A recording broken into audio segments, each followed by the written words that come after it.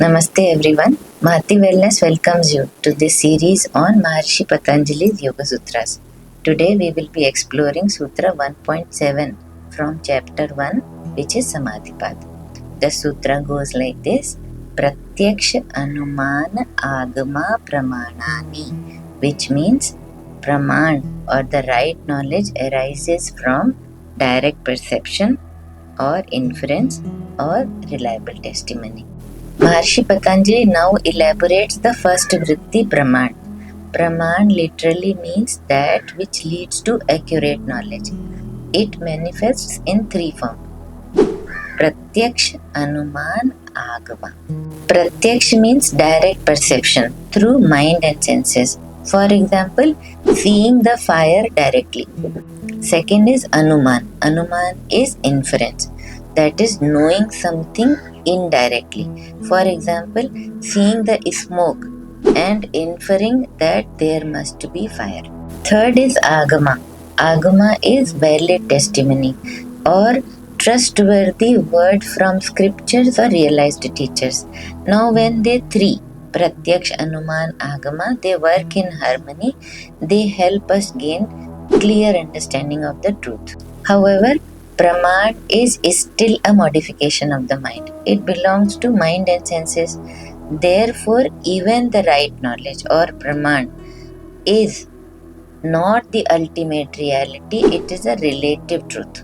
When Praman is used with humility and discrimination, it becomes aklishta, purifying and liberating.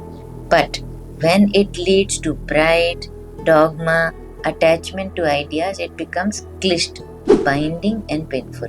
So, in yoga, even the right knowledge must also be ultimately silenced, because then only direct realization will shine. Imagine a lamp lighting your path in the dark. Now, this lamp, equated to knowledge, is very much important for you to walk safely on your path. But when sun rises, that time the lamp is also not required. Similarly, Praman Vritti is useful, which will help us walk towards the truth. But only when the self-realization has happened, this lamp or this vritti is set aside.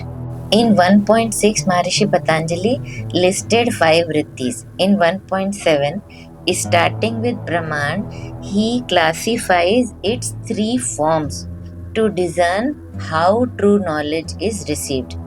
This is essential for inner sadhana and outer life both. In daily life, it helps us cultivate clarity, reasoning, and trust in authentic sources. In meditation, it teaches that all thoughts, even the nobler or the true ones, are ultimately waves and they must settle into silence. Reflect and ask yourself, do I cling to knowledge as identity or use it as a bridge to go beyond the mind? So, the essence of Sutra 1.7 is that right knowledge arises from perception, inference, and valid testimony. But this knowledge also needs to be transcended, because yoga begins only when the mind is still. So, this was about Sutra 1.7. We will meet again in our next episode with the next Sutra. Namaste.